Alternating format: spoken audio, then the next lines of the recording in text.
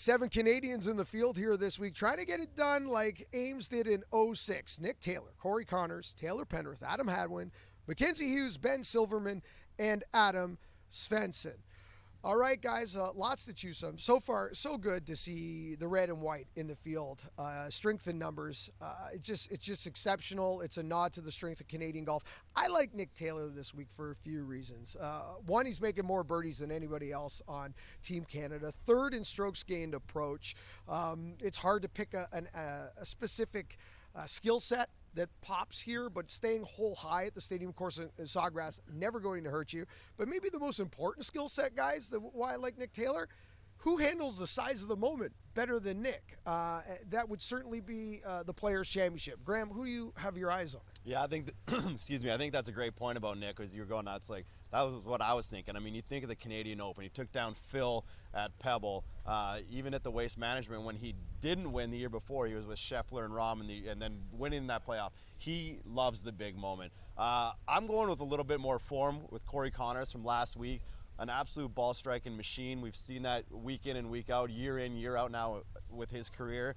This is a good course to be ball striking. I mean, if you can hit these little sections on the green, get close, if he gets that putter warmed up, he can be in contention. Yeah, I think that putter's going to start to shine for him. I have a feeling he switched to a center shafted putter last week at the Arnold Palmer, and yes, he missed a lot of putts or missed a lot of opportunities, left them short, but the putts were always very close. It wasn't like he was sort of like terrible with the putter. So I think if that just one or two start to drop, he could really make that, and that's the only really missing part of his game. Yeah, he started that final round with 15 straight pars. And question from you from a player's perspective, Graham, from a Corey Connors perspective, because he's been in the hunt at so many big events, including majors, guys. And Bob, please chime in on this as well. You and I have spoken about this over dinner a few times over the years. The change in attitude and putting differently on Sunday, and not rolling it to hole it, getting defensive on the greens. Is part of this psychological? Well, I think a little bit. I mean, one of the things like physiologically that happens is you start tightening up. And when you tighten up with the putter, you kind of lack speed. And everything, if it's getting to the hole, it's just dripping over. Or, you're having those just kind of tap in par.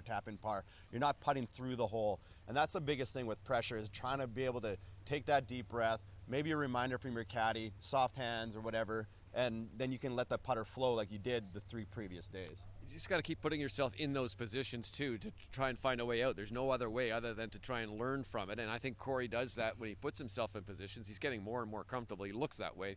Looks like he knows what he's doing and what he wants to do. It's just a question of seeing one or two of those putts go in, and I think it'll help. All right, Nick, Corey, I guess two of the main obvious ones right now. Bob, who would you like to see have a good week? Who might surprise us? I'd like to see Mac Hughes do something. He is talking about putters. He is really struggling with a putter. He's 137th in strokes gained putting right now. That category last year, he finished 3rd on the PGA Tour.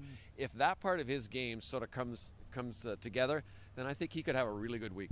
Yeah, I think Taylor Penrith's game suits this golf course well, too. I mean, we talked about how there's not one specific type of game, but he has power to take advantage of the par 5s, and same sort of thing for him. He can get that putter going, and, I mean, he's played at the biggest of stages now, a couple President's Cups, and he's a player that other guys out here know has potential when he gets playing well. Yeah, it's really like you have to dance with who brought you to the ball, and Mackenzie Hughes makes his hay on the greens and around the greens. And Taylor Penrith, we're still waiting to see the putter that brought him his first victory on the PGA Tour in 2024 show up in 2025. If you take a deep dive on the putting numbers of Taylor Penrith, especially coming off that West Coast, I know that West Coast is a special animal, those numbers are not good.